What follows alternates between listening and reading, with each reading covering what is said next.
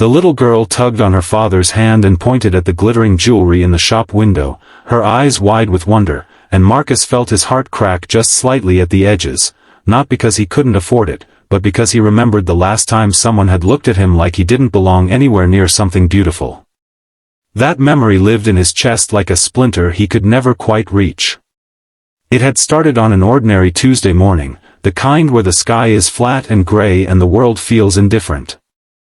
Marcus pulled up to Hargrove Realty in a dusty 2009 Honda Civic, his daughter Lily buckled in the back seat wearing her favorite pink dress, the one with the small strawberries along the hem that she refused to outgrow.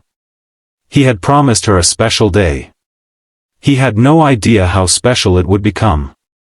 If this story already has you feeling something, if you believe in kindness, in second chances, and in the quiet dignity of people who have been underestimated, please take a moment right now to like this video, drop a comment below, share it with someone who needs to hear it, and subscribe to Kindness Corner. Every story we tell exists because of you. Marcus was not dressed the way people imagined wealth looked. He wore clean khakis and a blue button-down, nothing remarkable, nothing that announced what was sitting quietly in his bank account. He was a man who had spent 12 years building a software company from a spare bedroom after his wife passed, raising Lily alone through sleepless nights and school plays and every ordinary miracle of childhood. He had sold that company 8 months ago. He hadn't told anyone. There was no one to tell, really, except Lily, who had celebrated by asking if they could finally get a dog. When he walked into the agency with Lily's small hand in his and asked to speak with someone about the Callaway estate, the landmark property listed at $8 million that had sat on the market for over a year, the receptionist called for Derek Ashton, the agency's top agent. And the moment Derek appeared, rounding the corner in his tailored suit with his practiced smile, that smile flickered. It wavered just enough to be seen. His eyes moved from Marcus to the dusty car visible through the glass doors, then back again, and something settled in his expression that was not respect.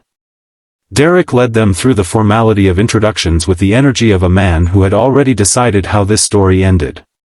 He spoke to Marcus the way people speak to someone they've already dismissed, politely, but briefly, using simple language, offering no real information about the property's history or its features. When Lily asked if the house had a garden, Derek gave her a tight smile and redirected the conversation toward what he called more accessible listings in the area. Marcus said nothing. He had learned long ago that explaining yourself to someone who has already made up their mind is a beautiful waste of breath. He asked again, clearly and calmly, to be shown the Callaway estate. Derek's posture shifted. He suggested, with barely concealed condescension, that the property was quite an investment and perhaps Marcus would prefer to look at something more suited to a young family's budget. He actually used the phrase young family's budget. Lily looked up at her father with curious eyes, sensing the temperature in the room without fully understanding it. Marcus squeezed her hand once, gently, and asked for the property address so they could drive by on their own time. They drove to the estate in that dusty Civic, and Lily pressed her nose against the window as the iron gates came into view, the sprawling grounds beyond them dappled in afternoon light, the house rising like something from a dream someone had worked very hard to deserve. She whispered that it looked like where a princess would live. Marcus told her that princesses came from all kinds of places, and sometimes they arrived in Honda Civics. He called the agency's senior partner directly that evening, a woman named Patricia Callaway Hughes, the original owner's daughter, who had inherited the listing and cared deeply about where her family home would land. They spoke for 2 hours. Marcus told her about Lily. He told her about the garden he planned to restore, and the library wing he wanted to fill with children's books, and the summer he imagined hosting kids from underfunded schools so they could spend a week somewhere that felt like possibility. Patricia was quiet for a long moment after he finished. Then she said she had been waiting for the right buyer, and she believed she had just found him. The closing happened on a Friday. Marcus arrived again in the Civic. Lily wore the strawberry dress. He brought a cashier's check for $8 million and placed it on the conference table with the same steady hands he had used to rock his daughter to sleep on nights when grief felt like a physical weight on his chest. Derek Ashton was in the room, required to be present as the listing agent. The moment the check was confirmed and the papers signed, the silence that followed was enormous and complete. Marcus did not say a word to Derek. He didn't need to. He picked up Lily and walked out of that office and drove to the Calloway estate, where Patricia was waiting at the gates with a key tied in a yellow ribbon. When Lily ran through the front door and her voice echoed through the marble foyer, laughing and calling back to her father that the princess had arrived, Marcus stood in the doorway with tears on his face and let himself feel every hard year that had carried him to this moment.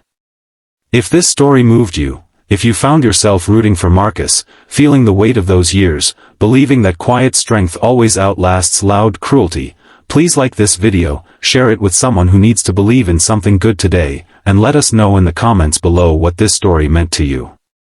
Your words keep this channel alive. Before you go, we have one small request. Tell us in the comments what you would have done in Marcus's place. Would you have stayed silent, or would you have said something to Derek? There is no wrong answer. We genuinely want to know. The house had a garden. Lily named it. She called it the Second Chance Garden, because her father had told her that was what flowers did every spring. They came back from something cold and hard and dark, and they bloomed anyway, quietly, without needing anyone's permission.